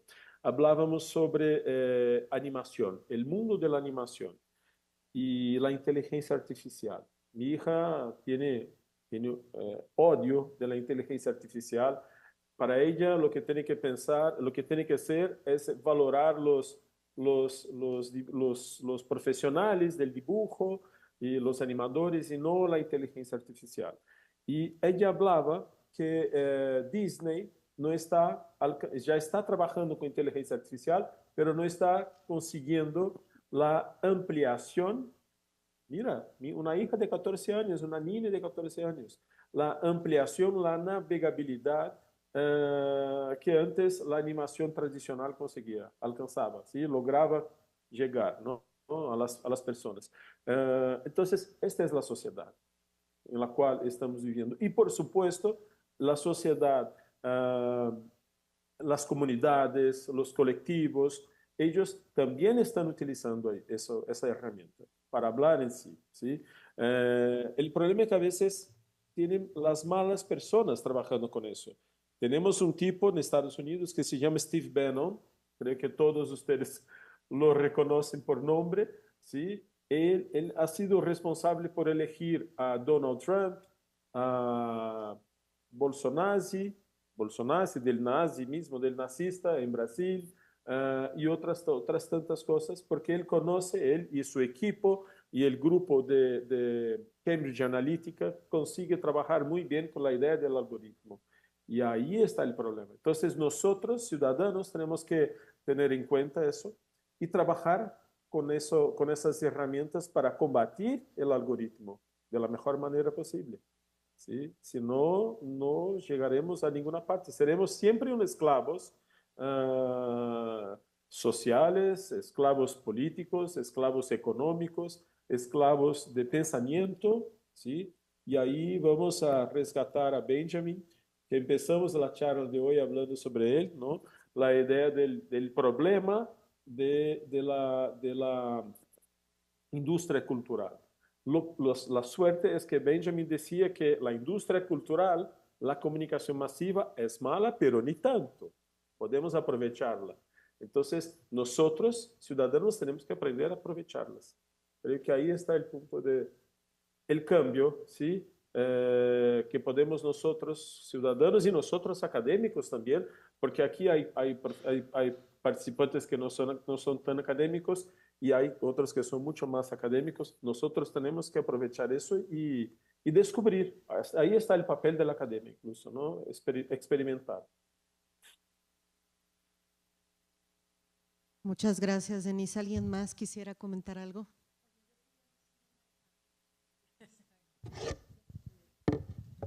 A mí me llamó mucho la atención. Hola, pues. Ah, mira, ahí está ya. Ay, No, dale tú. Dale. ay, gracias. A mí me gustaría hablar que tengo como dos ideas. Una que me parece que es muy importante reflexionar acerca de... Nosotros no partimos de la comunicación, de las ciencias de la comunicación. De hecho, no hay comunicólogos en nuestro equipo. Pero lo que sí partimos es de la urgencia de generar procesos de escucha y de diálogo. Entonces, en función de eso es que estamos trabajando. Y una de las cosas que siempre nos cuestionamos, que es algo que he insistido mucho, que tiene que ver con decir todas las plataformas que existen de sociodigitales, incluso tecnología, por ejemplo, todas las aplicaciones de las cámaras, de video, de los audios, de los teléfonos, pues nos parece que es muy importante no ser ingenuos en eso, ¿no? Decir quién está haciendo eso, qué licencias están, y a partir de ahí, toda la extracción de información que hay a partir de eso. Entonces, es ponernos en una situación que las feministas diríamos de autodefensa. Autodefensa feminista en México, diferente a lo que se maneja en Colombia, obviamente. Pero decir, ¿cómo hacemos estrategias sabiendo en dónde estamos paradas? Sabiendo que hay una extracción de información, que hay un control militar de la información, que no es algo que nos estemos inventando, ¿no? Entonces, a partir de eso, sí hacer estrategias sumamente pensadas y estrategias que tienen que ver con estos procesos ampliados de comunicación. ¿Cómo hacemos? Entonces, y ahí nos parece que la palabra hackear nos funciona muy bien. ¿Cómo hackeamos todos los términos? ¿Cómo hackeamos justamente el término ciudadanía? ¿Cómo hackeamos el término tecnología? ¿Cómo hackeamos todo esto que de repente parece bastante impuesto, o más bien es bastante impuesto? Entonces, ahí nos parece que es como desde donde nosotros estamos haciendo nuestros procesos. Les cuento, por ejemplo, que dentro de Técnicas Rudas, pues tenemos este proyecto de desaparición de personas en México, que como ustedes saben es un tema del que nadie quiere hablar, del que no hay una escucha, que ha sido sumamente difícil ponerlo en la mesa como de los temas de los que se tiene que hablar, y muchísimo más con un gobierno que niega las más de 116,000 personas desaparecidas. En un contexto en donde no hay una libertad de poder ser disidente a las voces gubernamentales. ¿Cómo hacemos estos procesos de comunicación? ¿Cómo hacemos estos procesos de ampliar las narrativas? Es un reto muy grande, pero ahí entonces me gusta mucho pensar en las buscadoras como las mayores hackeadoras del sistema que hay, porque entonces tienes a una madre buscadora que sabe manejar un dron, a una madre buscadora que ahora sabe hacer campañas de difusión amplia, que sabe hacer carteles, que sabe, me gusta mucho contarles que hay las madres buscadoras ahora están haciendo una nariz, una varilla, y le llaman esta nariz mecánica, ¿no? En donde sustituye a la varilla de detección de restos humanos. Entonces, estas madres que están cruzando fronteras, que están siendo totalmente indisciplinadas y que están hackeando todo, son abogadas, son acompañantes emocionales, son expertas en búsqueda en fosa, son forenses, incluso son cantantes, ¿no? En el proyecto Narrativas y Memorias han hecho poemas, han hecho canciones, han hecho... Entonces, ¿cómo se ha ampliado esto? Y cómo más bien obedecemos a las urgencias que hay. Y también, pues no siendo ingenuos y cuestionando absolutamente todas estas plataformas que están diseñadas para borrarnos justamente del algoritmo y decir, ellos no existen, ellas no existen, y plantearnos estos mundos que son posibles y en donde podemos hackear esta tecnología y esta realidad que nos está aplastando. Muchas gracias.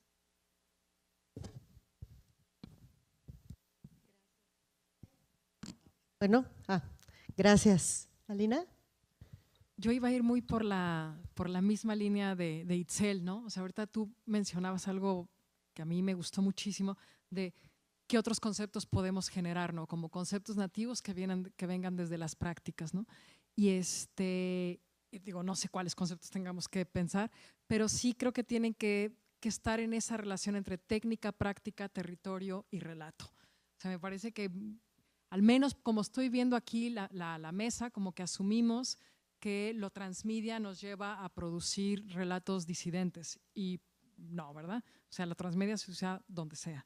Pero la onda es, bueno, si existen estas articulaciones, cómo apropiárnosla y reconfigurarlas. Y creo que justo es lo que estaba diciendo Itzel, ¿no? Es decir, cómo pensar nuevas formas como de literacidad de este algoritmo o de cómo funcionan estas plataformas digitales para pensar una manera de dar la vuelta. Me parece que hay una palabra que ha estado aquí rondando en la mesa que tiene que ver con memoria, ¿no? Y a veces, es que ahorita estoy como muy clavada con un texto que se llama ¿Cómo será el pasado? Y me parece como fundamental pensar en esa operación del pasado en un devenir, porque creo que para los tiempos que corren, lo único que podemos hacer por ahora, y que no es poco, es cuidar el pasado, porque alguien vendrá y, no sé, tal vez 100 años después puedan recuperar cosas que podemos dejar como un vestigio. A ese nivel de urgencia creo que estamos, ¿no? Y en ese sentido pienso que quizás una provocación interesante para la mesa sería pensar desde dónde colocamos estas estrategias comunicativas, transmediales, hacktivistas, etcétera. Es decir, como hacer una apuesta quizás entre ética, política, pedagógica de, ok, está dado esta tecnología, están dados estos cruces, está dada esta vigilancia, y entonces desde dónde están los desafíos desde los cuales podemos responder, ¿no? Desde esta política de lo pequeño, como decía Diego hace rato. Y creo que quizás una clave tiene que ver, bueno, para mí una clave que me hace mucho sentido tiene que ver con pensar como las estéticas relacionales. Es decir, cómo podemos activar momentos de encuentro, sean con las tecnologías que sean, con los relatos que sean, pero que ellos nos permitan constelar otro posible. Y sí creo de verdad que un poco la urgencia tiene que ver con pensar el futuro del pasado. Y yo sí creo que, creo que hay un par de cosas muy interesantes, así como se habla un poco como de política de abajo, ¿no? Creo que ustedes dos han planteado la política de lo pequeño, ¿no? Y creo que Patricio también, ¿no? creo que tiene que ver un poco justo con la posibilidad de delimitar mi campo de acción y pensar más en el proceso que en el producto, y pensar más la transmedia como una estrategia relacional de construcción de realidades presentes y no tanto de incidencias masivas, ¿no? Sin embargo, sí pongo la atención con esta necesidad de diálogo de la que habla también Itzel. Creo que ese es un elemento, y creo que empezar a crear, y sí me quedo mucho con esa reflexión conjunta que me parece muy potente, de empezar a salirnos del ecosistema solo transmedia, ¿no? Y empezar a inventarnos otros conceptos para empezar a nombrar qué transmedia queremos, la transmedia otra, ¿no? Y por otro lado, pero también me sigo preguntando, y los invito como a reflexionar sobre esta otra necesidad de diálogo que sí implica no solo generar este proceso pedagógico, relacional, interactivo, sino también cómo colocar estratégicamente conversaciones en un ecosistema muy brutal en el que nos movemos y que, insisto, no es nuestro, nos movemos, tenemos que movernos en una lógica más de tácticas que de estrategias, y que creo que también nos implica redes de relaciones, ¿no? Relaciones estratégicas, no sé qué, por ejemplo, artículo 19, ¿no? O sea, como estas redes que de pronto han logrado entrar en cierto ámbito de la conversación más masiva, por decirlo de alguna manera, y que cómo logramos generar también esas estrategias de relación y no quedarnos en una, pues como solo en nuestro cuadrito, sino buscar también cómo sacar la conversación a otros lugares, ¿no? No sé si alguien quisiera. Venga, Diego. Sí, creo que esa es una de las cosas, lo que han mencionado tanto Itzel como Lina, que a mí más me preocupa. Para mí uno de los textos fundacionales para hablar de interactivo y de expandido y de estas formas es el texto de Janet Murray, que habla de 4 potencialidades, ¿no? Que el arte interactivo es fundamentalmente espacial, procedimental, enciclopédico y participativo. Que sea predominantemente espacial, pues lo vemos en las metáforas, navegas por la red, ¿no? El ciberespacio, ¿no? Las variables en el cine son tiempo, espacio y acción. El espacio está determinado, las acciones son las cosas que hacemos, el tiempo en el internet es una cosa loca.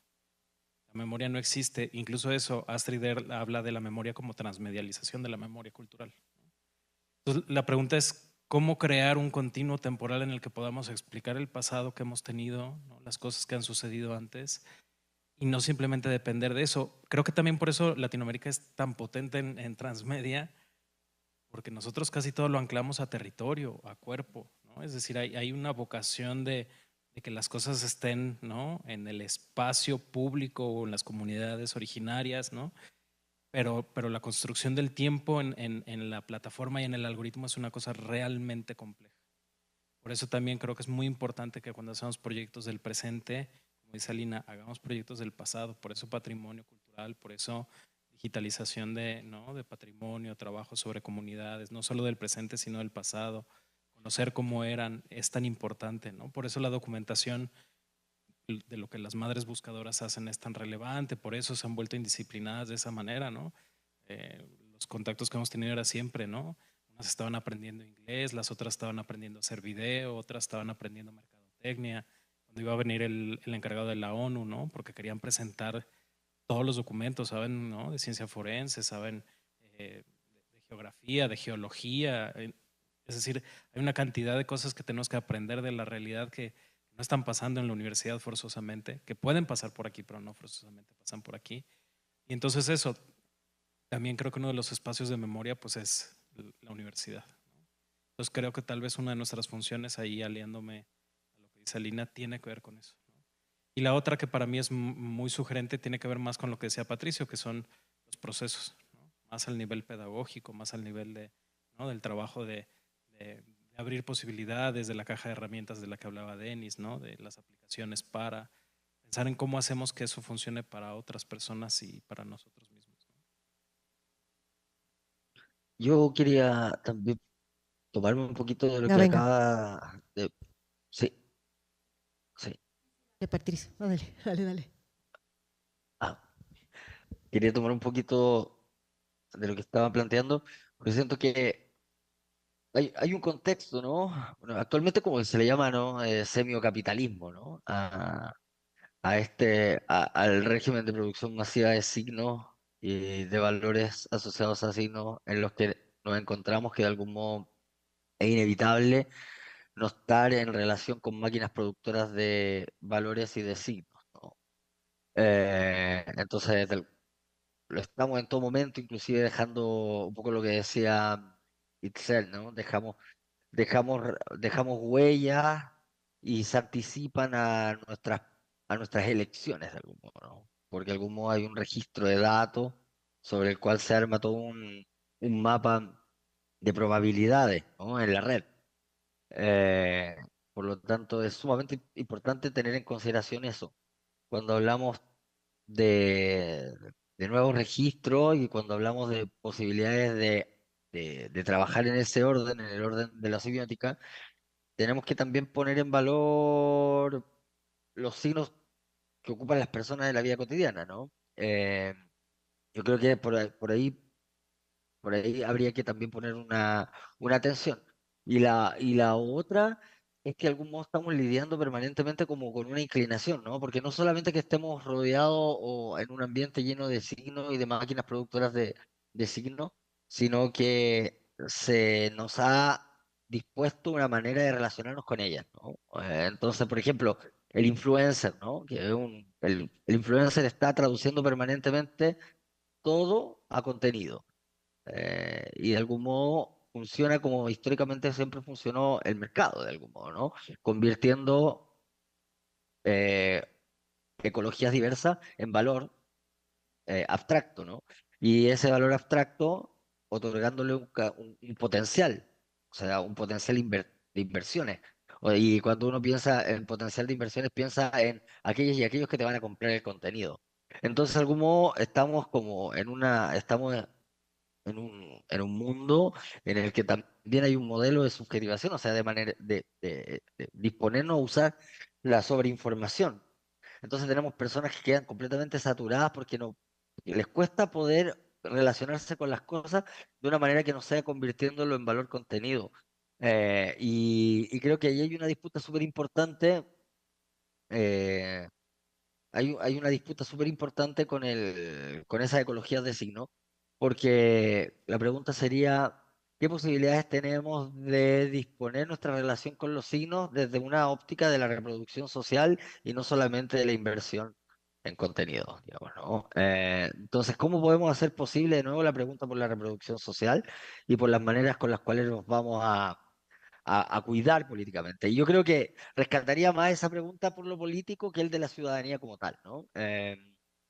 Como ciudadanía digital, sino como preguntaría como qué capacidad tenemos de, y voy a ocupar el concepto de Itzel, ¿no? De hackear, pero pensando en qué es el hackeo. O sea, el hackeo de algún modo es la capacidad que tenemos de alterar un código, ¿no? Y de disponerlo y darle otra trayectoria.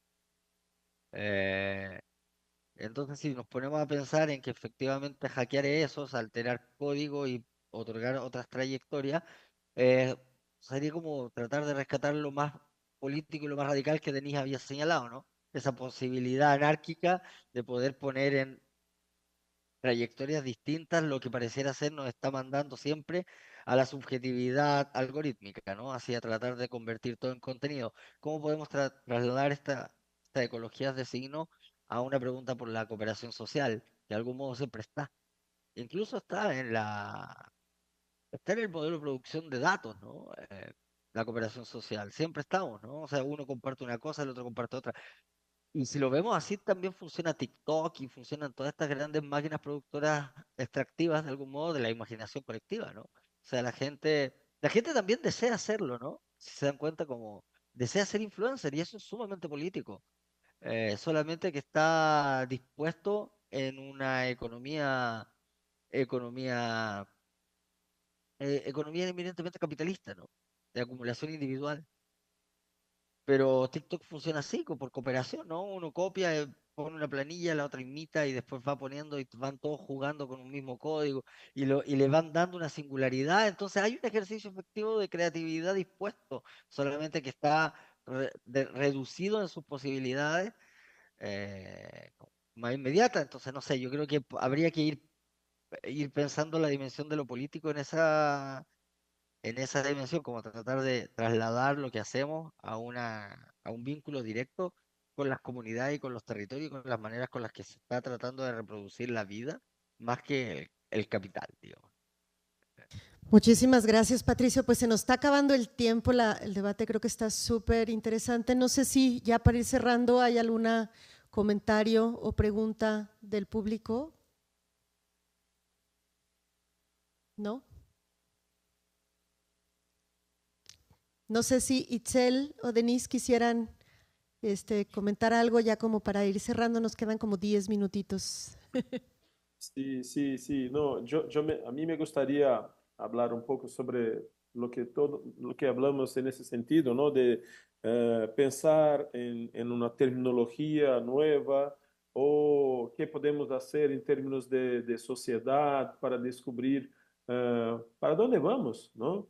Ah, y eso es lo más difícil, porque estamos viviendo un momento muy crítico en términos sociales, en términos humanos. Hablábamos ahora, hace poco, de algoritmos, hablamos de inteligencia artificial, hablamos de ciudadanía, hablamos de todo eso.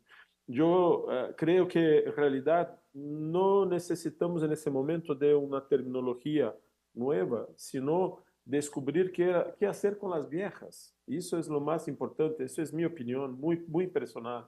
Y eso tiene que ver con la academia, eso tiene que ver con la sociedad, eso tiene que ver con los productores. Eso es lo más importante. Siempre tuvimos la costumbre, la mala costumbre de buscar nuevos nombres para las mismas cosas. Digo eso en términos académicos, de la comunicación en especial, ¿no? Y creo que lo más importante es pensar para cómo vamos a vivir de aquí hacia el futuro, si es que tenemos tanto futuro así, ¿no?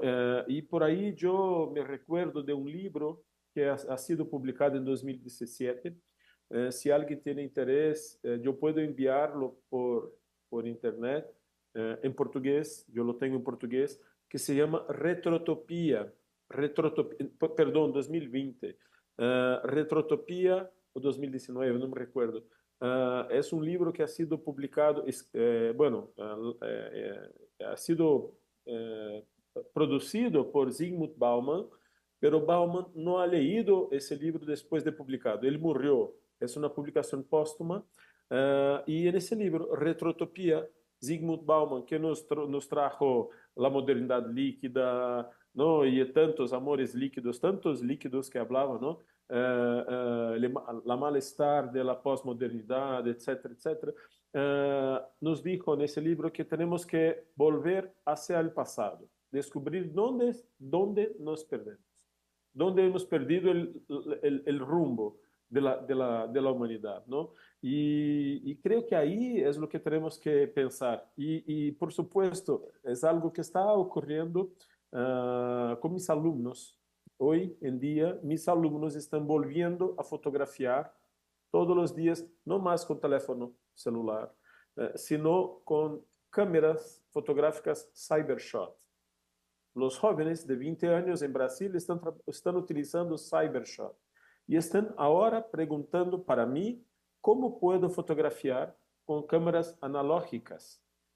Es decir, estamos buscando tal vez un pasado donde hemos quedado sin sentido, ¿sí? Y digo eso de mis alumnos, pero acabo diciendo también de la sociedad. Ahí creo que está la gran llave, ¿sí? Para descubrir para dónde podemos ir. Porque estamos perdiendo nuestra esencia en términos de comunicadores, que somos como seres humanos. Fotografiamos miles y miles de fotos, pero no sabemos qué hacemos con ella. Grabamos miles y miles de videos y no sabemos qué hacer con ellos. Entonces, si tú vas a un concierto, yo me voy al concierto de Maná y seguro que vamos a tener ahí unas, no sé, unas 4 o 5 mil personas grabando con el teléfono celular el concierto, pero grabando para qué? Es mejor mirarlo, ¿sabe? Entonces creo que ahí está la gran transformación que podemos hacer, en ese caso como comunicadores o académicos, y porque la sociedad también está perdiendo la razón de cómo hacerlo. Es buscar buscar encontrar nuestra esencia. Creo que ahí es la gran propuesta que yo puedo dejar en ese encuentro que tuvimos en esta tarde. Muchísimas gracias, Denise. ¿Alguien más quisiera comentar algo? ¿No? Muchas gracias.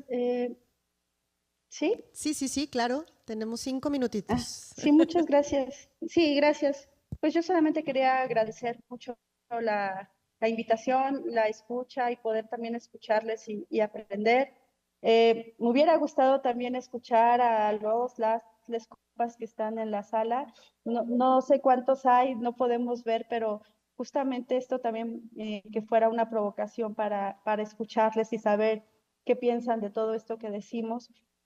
Y solamente decir que a mí lo que me parece que es importante rescatar es que al final todas las personas que estamos habitando este mundo y que las problemáticas, queramos o no, nos están atravesando. Aunque parezcan muy lejanas, pues nos están atravesando y nos van a atravesar y atravesarán a las futuras generaciones y a las que estamos ahora. Entonces, que quizás si pensamos en las problemáticas ampliadas a todas las personas, no solamente por sectores, y nos sentimos llamadas y llamades a participar desde las diferentes trincheras, pues seguramente este mundo va a poder cambiar. Seguramente hay otros mundos posibles y tenemos que construirlos. Y pues eso es a partir también de la escucha y del diálogo. Y pues esperemos que en futuras ocasiones poder escuchar a la banda que está ahí en la sala y poder intercambiar ideas. Muchas gracias a todos y bueno, aquí les invito a que consulten la página de narrativasimemorias.org, donde está parte del trabajo que hacemos. Muchísimas gracias, Itzel. Y pues nada más me resta pues agradecerles a Denise Renaud, a Diego Zavala, a Patricio Donoso, Itzel Sánchez y a Lina Peña por esta conversación muy interesante de la que seguramente todos hemos aprendido un montón de cosas. Muchísimas gracias. Un aplauso, por favor.